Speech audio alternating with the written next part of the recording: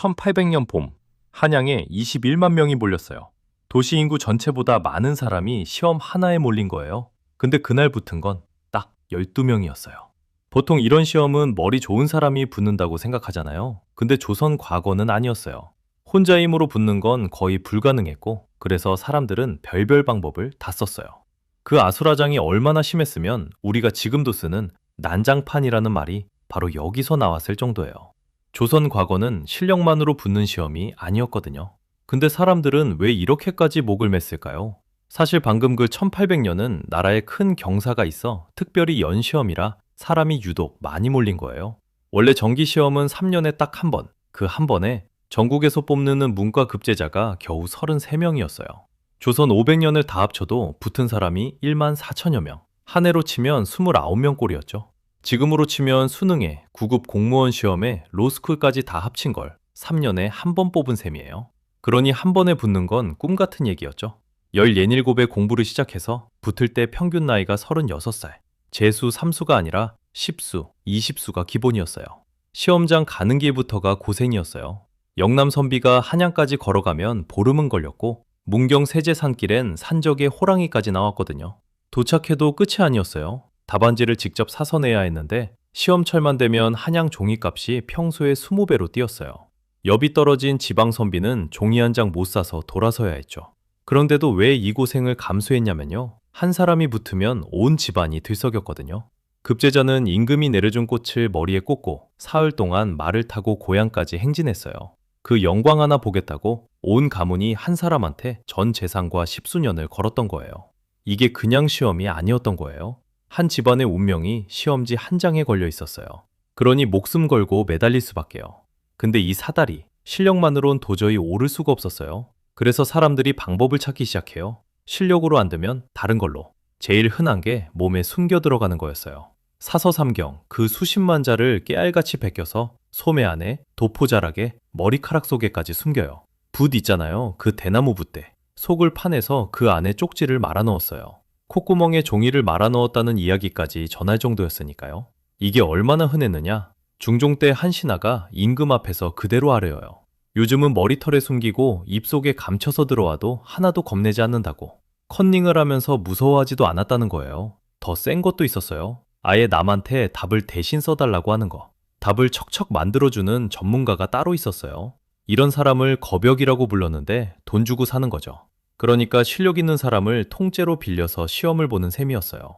근데 이상하잖아요. 남이 대신 봐주면 감독한테 딱 걸려야 정상인데 못 잡았어요. 그때는 사진도 신분증도 없었거든요.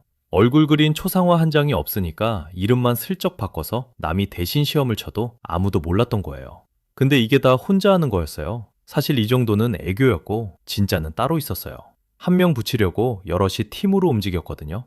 그 팀이 어떻게 움직였는지 다산 정약용이 경세유표에 직접 적어놨어요. 한 명 붙이는데 몇 명이 붙었을까요? 6명이에요. 역할도 딱대피 나뉘었어요. 글을 대신 만들어주는 사람, 그 글을 받아 적어주는 사람, 좋은 자리를 몸싸움으로 맡아두는 사람, 집 나르는 사람, 잡일하는 사람. 시험 보는 건 한 명인데 뒤에서 5명이 받쳐준 거예요. 이게 그림으로도 남아있어요. 김홍도가 시험장을 그린 공원 추녀도. 우산 하나 밑에 대여섯 명이 머리를 맞대고 옹기종기 모여 있어요. 시험장 그림인데 딱 봐도 한 패가 짜고 치는 장면인 거죠. 근데 이건 땅 위 얘기예요. 땅 속은 더했어요. 1705년 성균관에서 벌어진 일이에요. 담장 안쪽부터 바깥까지 40m 길이로 대나무관을 땅에 묻었어요.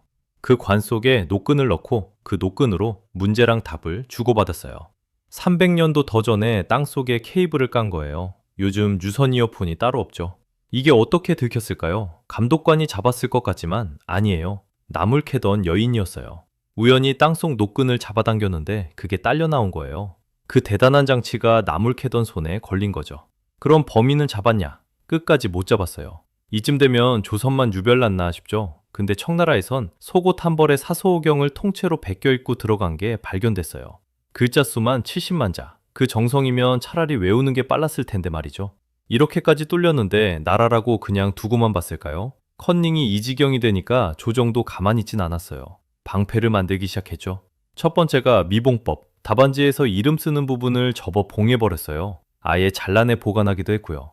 누가 쓴 답안인지 모르는 채로 점수를 매기는 거죠. 이거 지금 수능 답안지 이름 가리고 채점하는 거랑 똑같아요. 500년 전에 벌써 같은 고민을 한 거예요. 근데 이름을 가려도 필체로 누군지 알아채면 끝이잖아요. 그래서 두 번째 방패, 역서법. 서리들이 모든 답안을 붉은 글씨로 통째로 베껴요. 그 사본으로만 채점하는 거죠. 글씨체까지 지운 이중잠금이었어요. 방패는 완벽해 보였어요. 근데 창이 또 뚫어요. 1712년 시험관 이돈이 친한 사람한테 몰래 신호를 줬어요. 답안에 꾀꼬리를 뜻하는 앵자를 슬쩍 끼워 넣으라고. 그 글자만 보고 골라 붙여준 거죠. 결국 들통나서 이돈과 오수원은 임금을 속인 큰 죄로 초염됩니다. 그럼 방패가 이겼을까요? 그것도 아니에요. 수만 장을 사람이 일일이 다시 베끼는 게 감당이 안 됐거든요. 결국 1835년 역서법은 폐지돼요. 애써 만든 방패를 나라가 스스로 내려놓은 거죠. 근데 이건 그나마 시험장 안에 들어간 사람들 얘기예요. 문 앞에도 못 가본 사람들이 따로 있었거든요. 바로 첩의 자식, 서얼이었어요. 재능이 아무리 뛰어나도 시험 자체가 금지였죠. 1415년에 생긴 이 법이 과거제가 없어지는 1894년 그날까지 이어졌어요. 홍길동, 알죠? 아버지를 아버지라 부르지 못하고 그거 소설 속 설정이 아니라 진짜 법이었어요. 아버지가 아무리 높은 벼슬을 해도 첩에게서 났다는 이유 하나로 그 시험장 문턱조차 밟을 수 없었어요. 시험을 잘 보고 못 보고의 문제가 아니었던 거예요. 더 씁쓸한 건 서얼 중에 박제가, 이덕모, 유득공 같은 최고 인재가 많았다는 거예요. 정조가 이들을 규장과 검서관으로 겨우 불러다 쓸 정도로요. 박지원은 과거장을 아예 저승에 비유했고요. 17살 김구도 그중 하나였어요. 1892년 해주 과거장에서 뒷돈과 대리시험을 두 눈으로 보고 과거를 접어버려요. 이듬해엔 동학에 들어가죠. 훗날 백범이 되는 그 사람의 길이 이 뒤엉킨 시험장에서 갈린 거예요. 실력을 겨루기도 전에 이미 갈려버린 사람들. 그래서 조선 과거는 우리가 알던 그 공정한 시험이 아니었어요. 돈이 있어야 했고 사람을 사야 했고 태어난 신분부터 갈렸으니까요. 맨 앞에서 말한 그 난장판, 바로 이 뒤엉킨 시험마당에서 나온 말이에요. 근데 그뿐이 아니에요. 장원 답안지를 맨 위에 올려 나머지를 눌렀다고 압권, 영광의 빛을 보러 올라가던 그 길이 관광. 지금 우리가 놀러 갈 때 쓰는 그 말까지 다 이 시험장에서 나왔어요. 콧구멍에 종이 말아놓던 그 선비랑 스마트워치에 답 저장하려는 요즘 수험생, 정말 다를까요?